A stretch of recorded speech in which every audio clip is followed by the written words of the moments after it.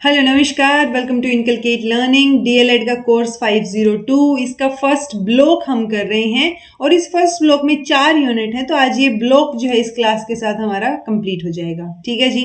सो ये 4th unit है। इसमें learning and learner centred approaches और मेथड्स के बारे में बात की गई है। कुछ एक पर्टिकुलर मेथड्स की बात इन्होंने की है और उसी को हम डिस्कस करेंगे। जो NIOS के मटीरियल में जो चीजें मेंशन है उन्हीं को डिस्कस करेंगे। ठीक है। This is presented by me Raveena. Videos informative लगे तो इनकलकेट लर्निंग को लाइक शेयर सब्सक्राइब कर दीजिएगा because it is absolutely free. So free में इतना तो डेफिनेटली बनता है कि आप सब्सक्राइब कर दें। ठीक है जी।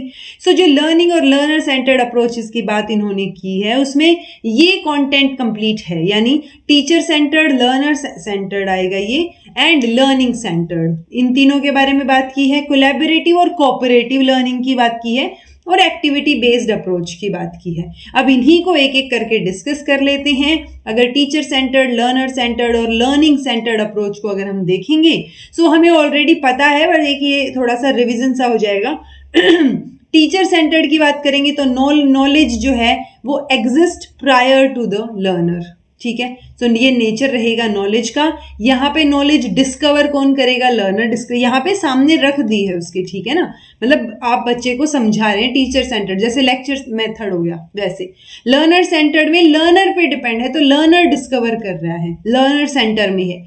लर्निंग में नॉलेज कंस्ट्रक्ट की जा रही है, यानी लर्निंग पे फोकस हो रहा है, ना टीचर पे फोकस हो रहा है ना लर्नर पे। लर्निंग सिखाने की प्रक्रिया के ऊपर फोकस हो रहा है। ठीक है। अगर रोल ऑफ टीचर और लर्नर की बात करेंगे तो टीचर सेंटर्ड है तो डेफिनेटली टीचर एक्टिव होगा, लर्नर पैसिव होगा। लर्नर सेंटर्ड में टीचर जो है वो लर्नर को एक्टिव बनाएगा, उससे काम करवाएगा। ओके। लर्निंग सेंटर्ड है तो लर्नर काम करेगा और टीचर जो है वो फैसिलिटेट करेगा। सो बहुत क्लियर हो गया होगा आपको इस पॉइंट से कि टीचर और लर्नर का क्या रोल रहेगा इस अप्रोच में। ठीक है। डोमिनेंट टीचर फंक्शन, तो यहाँ पे टीचर इंस्ट्रक्शन देगा, डायरेक्शन देगा, उनको डायरेक्ट करेगा कि कैसे कैसे क्या क्या चीजें करनी है। यहाँ पे designing learning task and teaching, तो लर्निंग टास्क को डिजाइन करेगा ताकि बच्चे से काम करवा सके, उसको एक्टिव रख सके। और यहाँ पे लर्निंग को सपोर्ट करेगा, फैसिलिटेट लर्निंग सपोर्टिंग, तो फैसिलिटेट करेगा उस चीज को। ठीक है, क्योंकि एक फैसिलिटेटर की तरह यहाँ पे टीचर काम कर रहा है। सिचुएशन की बात करें तो कोई सिचुएशन स्पेसिफिक चीजें नहीं होंगी, ये लर्नर फ्रेंडली होंगी, स्पेलिंग ठीक कर लीजिएगा। ये नेचुरल और कॉन्टेक्चुअल होंगी क्योंकि लर्निंग पे फोकस है। सो नेचर के अकॉर्डिंग और कॉन्टेक्चुअली क्या चीज कैसे निकल के आती है वो हम सिखा रहे हैं यहाँ पे। कंट्रोल की बात करें तो ऑब्वियसली टीचर सेंटर्ड है तो टीचर का कंट्रोल है, रिजिड और टोटलिटेरियन जो अप्रोच रहेगा। यहाँ पे shared teacher and learner control, तो पार्शियली फ्लेक्सिबल होगा कि बच्चे अगर आज बोल रहे हैं कि भाई ये टॉपिक मन नहीं है पढ़ने का, टफ है, आप दूसरा करा दीजिए, और टीचर भी उस चीज को मान ले, तो वो लर्नर सेंटर्ड अप्रोच हो गया। तो फ्लेक्सिबिलिटी यहाँ होगी। ये डोमिनेंटली लर्नर कंट्रोल्ड होगा, ये फ्लेक्सिबल और डेमोक्रेटिक सबसे ज्यादा होगा जिसमें लर्नर की बात मानी जा रही है। इनपुट की बात करेंगे तो यहाँ फैक्ट्स और नॉलेज हम इनपुट के रूप में देते हैं, इंफॉर्मेशन प्रोवाइड करते हैं। यहाँ कॉम्पिटेंसीज और एक्सपीरियंसेस जो हैं वो निकल के आते हैं और यहाँ techniques and strategies of learning पे फोकस किया जाता है, ये इनपुट है। ओके। मेथड्स एंड अप्रोचेस की बात करें तो mostly lecture method, demonstration, authoritarian approach, ये इसका एग्जांपल्स रहेंगे। यहाँ प्लेवे मेथड और जॉयफुल मेथड। अब जैसे प्लेवे मेथड हमने पढ़ा था तो उसमें टीचर ने टास्क निर्धारित किया था ना, बच्चों की हेल्प लेके, सजेशन लेके, राइट, कि कैसे सिखाना है, तो वो प्लेवे मेथड था। यहाँ पे एक्टिविटी बेस्ड रहेगा और स्कैफोल्डिंग का प्रोसीजर हमें देखने को मिलेगा। अब स्कैफोल्डिंग वर्ड जो है यहाँ से आप मुझे अब कमेंट करके ये बता दीजिएगा स्कैफोल्डिंग वर्ड कौन से साइकोलॉजिस्ट ने यूज किया और इसका मतलब हमें बताया। ओके। करिकुलम जो है वो यहाँ पर प्रिस्क्राइब्ड रहेगा। टीचर सेंटर्ड की बात करेंगे तो लर्नर सेंटर्ड में एक डेवलपमेंटल अप्रोच में हम रहेंगे और लर्निंग सेंटर्ड में एमर्जेंट रहेगा, मतलब चीजें नई नई निकल के आएंगी, एमर्जिंग होगा अप्रोच। इवेल्युएशन की बात करें तो ऑब्जेक्टिव बेस्ड रहेगा, समेटिव अप्रोच रहेगा। अगर हम देखेंगे तो ये जो टीचर सेंटर्ड है इसमें यहाँ पे एक्टिविटी पे फोकस होगा लर्नर सेंटर्ड में, और यहाँ पे ऑथेंटिक असेसमेंट और सेल्फ एनालिटिकल अप्रोच रहेगा। डिसिप्लिन की बात करेंगे तो यहाँ डिसिप्लिन इंपोज किया जा रहा है बच्चे के ऊपर। लर्नर सेंटर्ड में शेयर किया जा रहा है, चीजें पार्टिसिपेटरी हैं कि बच्चे भी उसमें मिलके काम कर रहे हैं, और यहाँ पे सेल्फ कंट्रोल्ड रहेगा जब लर्निंग सेंटर्ड की बात आएगी। ओके। तो आपको मेजर तौर पे इतना ध्यान रखना है कि टीचर सेंटर्ड में टीचर फोकस में है, वो एक्टिव रोल में है, लर्नर पैसिव में है, टीचर काम करा रहा है, जो इन्फॉर्मेशन बता रहा है बच्चे उसको नोट डाउन कर रहे हैं। लर्नर सेंटर्ड में लर्नर जो है वो फोकस में है, प्लेवे मेथड हो गया। लर्निंग सेंटर्ड में लर्निंग पे फोकस है, ना तो टीचर सेंटर में ना लर्नर, सिखाना क्या है वो कंटेंट, लर्निंग सेंटर्ड जो है वो अप्रोच यहाँ रहेगा। ओके, देन आता है जी कोऑपरेटिव और कोलैबोरेटिव। कोऑपरेटिव के बारे में डिटेल में बात कर लेते हैं। अगर कोऑपरेटिव या कोलैबोरेटिव में कुछ भी कंफ्यूजन लगे ना तो लास्ट की स्लाइड तक रुकिएगा, वहां पे एक और डिफरेंस के साथ मैं क्लियर करना चाहूंगी, चीजों को क्लियर करने की कोशिश करूंगी। ओके, कोऑपरेटिव लर्निंग जो है वो किस लिए, 3 इंपॉर्टेंट इंस्ट्रक्शनल गोल्स को अचीव करने के लिए डेवलप किया गया था। Academic achievement, acceptance of diversity and social skill development, यानी हमें सोशल स्किल्स भी डेवलप करनी है, डाइवर्सिटी को एक्सेप्ट करते हुए चीजें करनी है और एकेडमिक अचीवमेंट पे भी फोकस करना है। कुछ एक फीचर्स इसके देखने को मिलेंगे। स्टूडेंट्स यहाँ पे काम करते हैं to master the academic material, यानी जो भी एकेडमिक लेवल पे चीजें हैं उनमें मास्टरी हासिल करने के लिए काम कर रहे होते हैं। यहाँ पे ग्रुप्स जो है वो हेट्रोजिनस रहेंगे, जिसमें हाई, एवरेज, लो अचीवर्स सब लोग शामिल रहेंगे। ठीक है, whenever possible teams include a mix of racial, cultural and gender of students. तो ओवरऑल चाहे वो एकेडमिक लेवल पे अचीवमेंट आपकी हो कि आप इंटेलिजेंट हैं, हाई अचीवर हैं, कोई एवरेज है, कोई लो अचीवर है, या आप किसी पर्टिकुलर जेंडर से हैं, कल्चर से हैं, या रेशियल कोई भी एस्पेक्ट है, सो वो सब लोगों को मिला जुला के एक ग्रुप बनाने की कोशिश यहाँ रहेगी।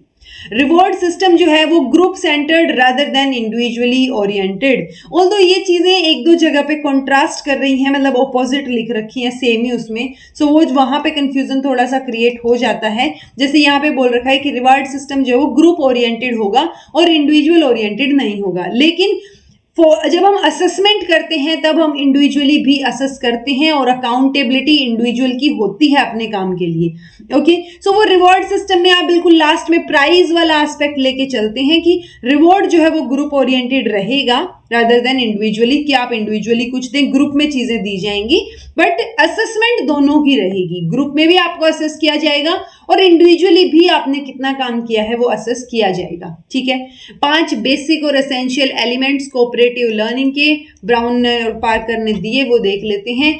पहला है पॉजिटिव इंटरडिपेंडेंस, यानी स्टूडेंट जो है वो फुल्ली पार्टिसिपेट करेगा, अपना एफर्ट जो है वो ग्रुप में डालेगा, तो पॉजिटिवली एक दूसरे के ऊपर डिपेंड हैं ये लोग। ठीक है, हर एक ग्रुप का मेंबर जो है, मतलब ग्रुप का हर एक मेंबर जो है उसका अपना टास्क, अपना रोल, अपनी रिस्पॉन्सिबिलिटी होगी जिसके ऊपर उसका ध्यान रहेगा और अपनी रिस्पॉन्सिबिलिटी को वो पूरा करेगा। अब अगर आपकी रिस्पॉन्सिबिलिटी अलग अलग हैं, सो आप डेफिनेटली अपने वाले काम के लिए अकाउंटेबल होंगे, रिस्पॉन्सिबल होंगे। ओके, तो जब असेसमेंट होगी तो आपका इंडिविजुअल काम अलग से असेस किया जाएगा और पूरे ग्रुप का काम अलग से असेस किया जाएगा।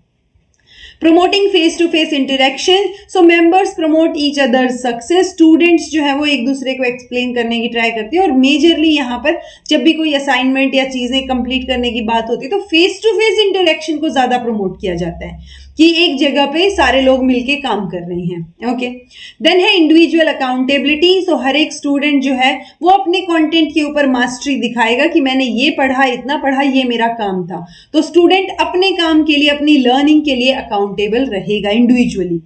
सोशल स्किल्स जो है वो बहुत जरूरी हो जाती हैं कोऑपरेटिव लर्निंग में। सोशल स्किल्स में जैसे इफेक्टिव कम्युनिकेशन, इंटरपर्सनल या ग्रुप स्किल्स जैसे लीडरशिप या decision making, trust building, communication, conflict management, तो ये सारी स्किल्स होती हैं, इनके ऊपर फोकस रहेगा। जब ये स्किल्स आपको आएंगी तभी आप कोऑपरेटिव लर्निंग में काम कर पाएंगे। ओके, फिफ्थ है ग्रुप प्रोसेसिंग, सो हर एक ग्रुप में must assess their effectiveness and decide how it can be improved. So definitely जब आप कोई ग्रुप प्रोसेस करता है, अलग अलग काम कर रहे हैं, सो ओवरऑल इफेक्टिवनेस हम देखेंगे कि कहाँ पे इंप्रूवमेंट के चांसेस हैं और कहाँ पर हम चीजों को और बेहतर कर सकते हैं। ठीक है, स्टूडेंट्स जो हैं वो एक गोल ग्रुप की तरफ काम कर रहे हैं यहाँ पे, बट उनको अलग अलग काम मिला हुआ है। मान लो टीचर ने 5 बच्चों का ग्रुप बनाया क्लास में, 5-5 का, और 5 को एक अलग अलग टॉपिक दे रखा है और लास्ट में फिर वो इन सबसे पूछेंगे चीजों को, सब एक दूसरे से डिस्कस करेंगे। ठीक है, तो हर एक बच्चे का जो अपना अपना अलग अलग गोल भी है ना,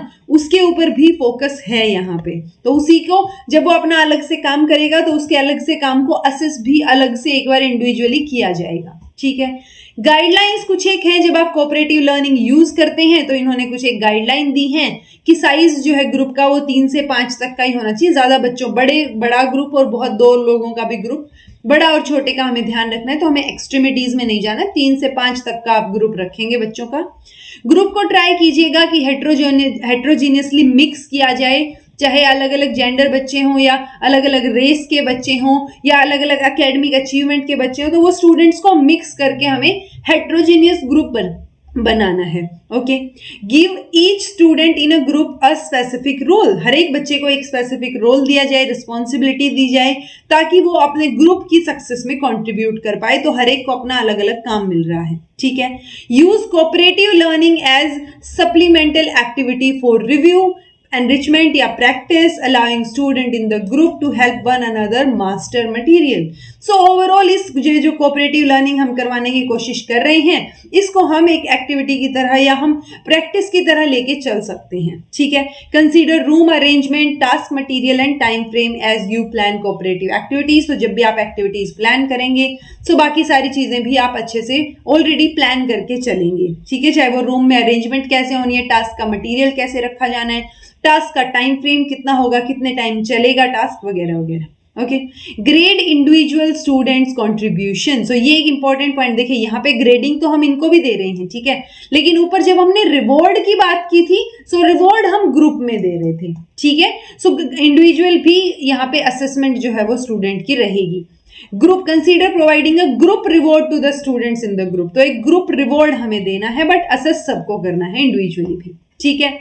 Vary group composition so that no student feels labeled by being in slow group and all students have an opportunity. तो point ये कि मान लो मैं बहुत इंटेलिजेंट हूँ और मेरे ग्रुप में मुझे ऐसे लग रहा है कि यार कहाँ, मतलब बाकी सारे तो बहुत स्लो काम कर रहे हैं, तो मैं कहाँ फंस गई, ठीक है। सो ऐसा फील ना हो किसी बच्चे को, इसलिए आप ग्रुप जो है उसकी कंपोजिशन को चेंज करते रहेंगे कि आप ग्रुप जो है बीच बीच में, मतलब एक टास्क करा लिया, दूसरे टास्क में आपने ग्रुप बदल दिया। सो वो चीजों का आपको ध्यान रखना है। कोऑपरेटिव लर्निंग के एडवांटेजेस क्या होंगे? स्टूडेंट्स अपना एकेडमिक अचीवमेंट डेमोन्स्ट्रेट कर सकते हैं। जो कोऑपरेटिव लर्निंग मेथड्स हैं वो यूजुअली इक्वली इफेक्टिव होते हैं सभी एबिलिटी लेवल्स के लिए, सभी बच्चे इसके अंदर पार्टिसिपेट कर पाते हैं। कोऑपरेटिव लर्निंग इफेक्टिव रहेगी सारे के सारे एथनिक ग्रुप्स के लिए, यहाँ पे क्योंकि हेट्रोजेनस ग्रुपिंग है ना, तो सब लोग इंक्लूड किए जा रहे हैं, सब लोगों को इंक्लूड किया जा रहा है। स्टूडेंट परसेप्शन फॉर एक दूसरे के लिए जो आपका परसेप्शन बन जाता है ना, राय बन जाती है, वो चेंज होने के चांसेस है, बिकॉज आप लोग साथ में मिलकर अब काम कर रहे हैं, तो अब साथ में मिलकर काम कर रहे हैं तो बातचीत भी तो बढ़ेगी ना, तो हो सकता है कि जो परसेप्शन है आपके वो चेंज हो। फिर cooperative learning increases self esteem and self concept of the learner. So self esteem increase करेगा क्योंकि सबका अलग अलग काम हो रहा है, सब अपना अपना काम भी कर रहे हैं, ठीक है। तो सेल्फ कॉन्सेप्ट जो है वो यहाँ डेवलप होगा।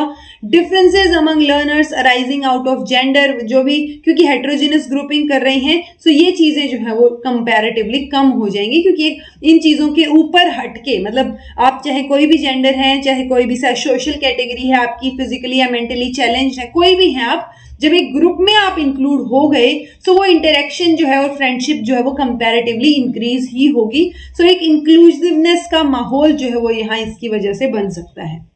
लिमिटेशन भी डेफिनेटली रहेंगी। सो एक तो ये हमें पता है कि कॉन्स्टेंटली चेंज होती रहती है कोऑपरेटिव लर्निंग, तो उसकी वजह से टीचर्स भी कंफ्यूज हो सकते हैं कि कहाँ पे किसको इंक्लूड किया जाए, कैसे किया जाए चीजों को। सो एक पॉइंट पे हो सकता है टीचर ही कंफ्यूज हो जाएं, तो वो एक नेगेटिव पॉइंट रहेगा।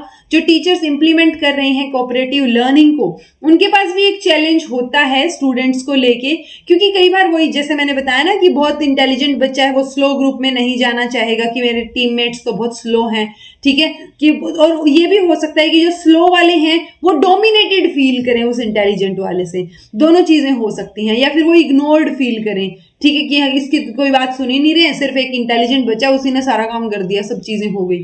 सो वो एक लैक यहाँ पे रहेगा, लिमिटेशन जो है वो कोऑपरेटिव लर्निंग की रहेगी। देन आता है जी कोलैबोरेटिव लर्निंग, कोलैबोरेट कर रहे हैं जिसमें आप, तो ये ज्यादा जनरलाइज्ड अप्रोच है ठीक है, कोऑपरेटिव लर्निंग से this approach provides a situation जहां पे दो या दो से ज्यादा लोग साथ में मिलके काम कर रहे हैं। अब ये साथ में मिलके चाहे इंटरनेट के थ्रू काम कर रहे हो, चाहे वैसे बातचीत करके कर रहे हो, तो फेस टू फेस इंटरेक्शन जो कोऑपरेटिव में हम फोकस कर रहे थे वो यहाँ पे बहुत ज्यादा उस पर एम्फेसिस नहीं हो रहा है। Okay, unlike individual learning, people यहाँ पे क्या है, कोलैबोरेटिव लर्निंग में यानी एक दूसरे के साथ मिलके काम कर रहे हैं रादर देन अलग अलग टॉपिक पे अलग अलग काम कर रहे हो। ओके, तो यहाँ पे एक कॉमन गोल हमें देखने को मिलेगा। मोर स्पेसिफिकली कोलैबोरेटिव लर्निंग जो है वो किस पे based on the fact that knowledge can be created with in a population, जहां पे मेंबर्स एक्टिवली अपने एक्सपीरियंसेस, अपने रोल, सारी चीजें शेयर करें और मतलब जिस तरीके से आपका एक्सपीरियंस रहा है उस तरीके से आप रोल लें और उसमें और बेहतर परफॉर्म करें। सो इसमें स्पेसिफिकली क्या हो रहा है कि मतलब ये बताना चाह रहे हैं कि जो आपकी पॉपुलेशन है ना उसके अंदर भी नॉलेज को और बेहतर तरीके से क्रिएट किया जा सकता है। ओके, कोलैबोरेटिव लर्निंग जो है वो method of teaching and learning है ऑब्वियसली, जिसमें स्टूडेंट्स और टीचर्स जो हैं वो टीम में काम करते हैं। कोई एक पर्टिकुलर क्वेश्चन है, प्रोजेक्ट है, उसका आंसर निकालने की, ढूंढने की कोशिश यहाँ पर हो रही है, जैसे डिस्कवरी मेथड में हमने कोशिश की थी। सो यहाँ पे सब मिलके काम कर रहे हैं, कोलैबोरेट कर रहे हैं एक दूसरे के साथ। ओके, जैसे एग्जाम्पल इन्होंने दिया, एक स्टूडेंट्स हैं जो मतलब ग्रुप ऑफ स्टूडेंट है जो एक लेक्चर को या स्टूडेंट फ्रॉम डिफरेंट स्कूल्स जो एक प्रोजेक्ट पे काम कर रहे हैं और इंटरनेट के थ्रू अपने असाइनमेंट को शेयर कर रहे हैं। सो ये दोनों एग्जाम्पल कोलैबोरेटिव लर्निंग के होंगे कि सब लोग मिलजुल के काम कर रहे हैं, सबका एक ही कॉमन गोल है। वहां पे अलग अलग गोल था, यहाँ पे कॉमन गोल जो है वो रहेगा। एक डिफरेंस जो है, सटल डिफरेंस दोनों में, कोलैबोरेटिव कोऑपरेटिव में इन्होंने मेंशन किया है। So collaborative learning can take place any time, जब भी स्टूडेंट साथ में मिलके काम कर रहे हैं तब वो कोलैबोरेटिव लर्निंग होगी। जैसे मैंने अपने फ्रेंड को फोन किया और उससे क्या किया, हेल्प ले ली अपने होमवर्क करने में। सो वो जब होमवर्क में आप एक दूसरे की हेल्प कर रहे हैं सो वो कोलैबोरेटिव लर्निंग है। कोऑपरेटिव क्या रहेगा, जब स्टूडेंट्स एक ही जगह पर एक स्ट्रक्चर्ड प्रोजेक्ट में स्मॉल ग्रुप में काम कर रहे हैं। ठीक है, सो यहाँ पे प्लेस वाली चीज आ गई कि आपको फेस टू फेस इंटरेक्शन यहाँ पे होनी चाहिए। फेस टू फेस इंटरेक्शन को प्रमोट कर रही है cooperative learning. Okay, collaborative learning वो ज्यादा क्वालिटेटिव अप्रोच हमें देखने को मिलेगा जिसमें एनालाइजिंग प्रोसेस ज्यादा हो रहा है, मतलब डिस्कस करने के बाद एनालिसिस हो रहा है, स्टूडेंट्स डिस्कस कर रहे हैं चीजों को।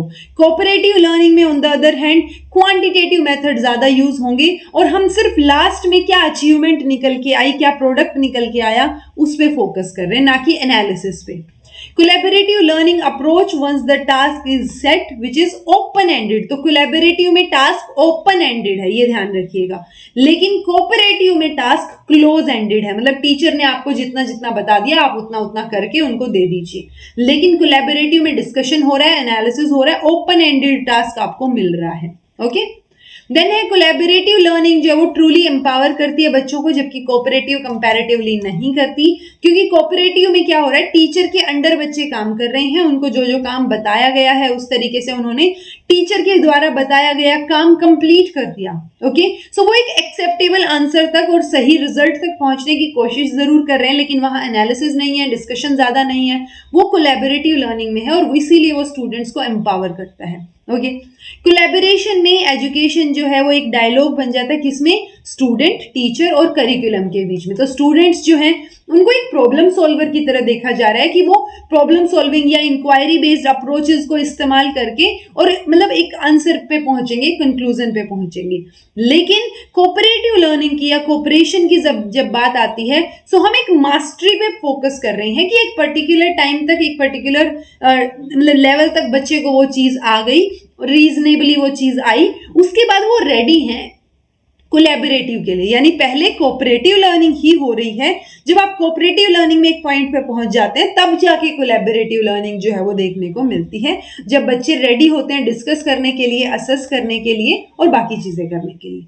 बेनिफिट क्या होगा कोलैबोरेटिव लर्निंग का, सो यहाँ पे डाइवर्सिटी का सेलिब्रेशन होगा, क्योंकि बहुत दूर दूर से भी बच्चे, अलग अलग स्कूल से भी बच्चे कोलैबोरेट कर सकते हैं, ठीक है, with the help of internet. तो यहाँ पे ऐसा नहीं है कि हरियाणा में बैठा हुआ बच्चा दिल्ली के स्टूडेंट से कन्वर्सेशन नहीं कर सकता या फिर उनके साथ कोलैबोरेट नहीं कर सकता, बिल्कुल कर सकता है। तो एक डाइवर्सिटी का सेलिब्रेशन देखने को मिलेगा, इंडिविजुअल डिफरेंसेस को एक्नॉलेज किया जा रहा है, इंटरपर्सनल डेवलपमेंट पे फोकस हो रहा है, एक्टिवली स्टूडेंट्स को इन्वॉल्व किया जा रहा है और ज्यादा अपॉर्चुनिटीज जो हैं पर्सनल फीडबैक की यहाँ पर दी जा रही हैं। सो ये बेनिफिट्स रहेंगे कोलैबोरेटिव लर्निंग के। एक मेजर डिफरेंस बता देती हूँ, कोऑपरेटिव लर्निंग टीचर सेंटर्ड है, टीचर ने जो काम दिया आपको वो आपको कंप्लीट करके देना है। कोऑपरेटिव में ज्यादा फोकस इंडिविजुअल अचीवमेंट पे है, ना कि ग्रुप अचीवमेंट पे, ठीक है। रिवार्ड्स की जब बात करेंगे तो हम ग्रुप रिवार्ड पे फोकस कर रहे हैं कोऑपरेटिव लर्निंग में, ओके, ये ध्यान रखिएगा। बट हम असेस दोनों तरीके से कर रहे हैं कि हम इंडिविजुअल असेसमेंट भी कर रहे हैं और ग्रुप असेसमेंट भी कर रहे हैं, ओके। लेकिन ये कोलैबोरेटिव लर्निंग में स्टूडेंट सेंटर्ड है, कलेक्टिव अचीवमेंट पे ज्यादा फोकस हो रहा है कि सब लोग मिलके क्या काम करके आ रहे हैं, ठीक है। रोल्स और रिस्पॉन्सिबिलिटीज यहाँ पे mostly, not always but mostly pre defined रहेंगी, जो टीचर ने डिफाइन कर रखी होंगी कि ये चीजें आपकी रोल्स हैं, ये आपकी रिस्पॉन्सिबिलिटी है, ये काम ए को करना है, ये बी को करना है, ऐसे ऐसे काम बांट रखे हैं। सो वो मोस्टली इम्पोज्ड होते हैं कि सबको जो काम मिला है वो कीजिए। लिमिटेड रिस्पॉन्सिबिलिटीज रहती हैं यहाँ पे कंपैरेटिवली, यहाँ पे नेगोशिएटेड और एग्रीड चीजें रहेंगी। मतलब आप जो है, जो हम बोल रहे हैं ना रोल्स और रिस्पॉन्सिबिलिटीज की, चलो मैं इस चीज में एक्सपर्ट नहीं हूं तो ये शायद मैं ना करूं, आप दूसरा करवा लीजिए मेरे से काम, तो वो नेगोशिएशन यहाँ रहेगा, ठीक है। जो पार्टिसिपेंट्स हैं वो साथ में एक प्रॉब्लम पे काम कर रहे हैं, साथ में उस प्रॉब्लम को सॉल्व करने की कोशिश कर रहे हैं, जबकि यहाँ पे इंडिविजुअली काम हो रहा है, ओके। मिशन की बात करें तो यहाँ डिफरेंट सब टास्क है, मतलब मान लो एक गोल हमने निर्धारित किया, उसमें बहुत सारे टास्क थे जो अलग अलग बच्चे को हमने दे दिए, तो वो क्या हुआ, डिफरेंट गोल हो गए। लेकिन कोलैबोरेटिव लर्निंग में कॉमन गोल है, कॉमन टास्क है कि सब लोग मिलके एक ही प्रॉब्लम पे फोकस कर रहे हैं कि भाई ये सोल्व करना है, ओके। काम की बात करें तो यहाँ क्लोज असाइनमेंट, प्रिडिक्टेबल प्रोसेस और स्टैटिक चीजें देखने को मिलेंगी। यहाँ पे ओपन असाइनमेंट्स, अनप्रिडिक्टेबल चीजें, अनप्रिडिक्टेबल प्रोसेस और डायनेमिक प्रोसेस देखने को मिलेगा कोलैबोरेटिव लर्निंग में, बिकॉज हम एक प्रॉब्लम के ऊपर मिलके काम करके उसका सोल्यूशन निकालने की कोशिश कर रहे हैं, ओके। सो आई होप आपको अब तक कोलैबोरेटिव और कोऑपरेटिव लर्निंग के बीच का डिफरेंस समझ आ गया होगा। मैंने केवीएस के दौरान भी ये टॉपिक करवाया था, मैं वो भी प्लेलिस्ट में ऐड कर दूंगी, आप एक बार वो भी चेक कर सकते हैं, क्योंकि हर बार समझाने का तरीका अलग हो जाता है ना, on the basis of material या पीपीटी। सो वहां पे कुछ अलग तरीके से समझाया होगा, कुछ अलग एग्जाम्पल के साथ, तो वो भी आप चेकआउट कर सकते हैं। नेक्स्ट एक लास्ट था एक्टिविटी बेस्ड अप्रोच, आपको नाम से ही पता चल रहा है, वही इसकी कैरेक्टरिस्टिक है कि ये अप्रोच में एक्टिविटीज पे फोकस हो रहा है। जैसे प्लेवे मेथड था, खेल पे फोकस हो रहा था, यहाँ पे भी कुछ ना कुछ एक्टिविटी के तरीके से, एक्टिविटी के जरिए बच्चे को समझाने की कोशिश यहाँ पे रहेगी, और वो लर्निंग जो है वो ओवरऑल एक्टिविटी के ऊपर बेस्ड रहेगी, ठीक है जी। सो ये हमारा जो है ना 502 कोर्स का फर्स्ट ब्लॉक जो है वो कंप्लीट हो जाता है, 4 यूनिट यहाँ पे फिनिश होती हैं। नेक्स्ट लेक्चर से हम सेकंड ब्लॉक जो है वो शुरू करेंगे, जिसमें 5th यूनिट को हम डिस्कस करेंगे, okay. So this was all about today, thank you so much for watching, be happy, keep smiling, subscribe to inculcate learning because it is absolutely free and be consistent in your efforts.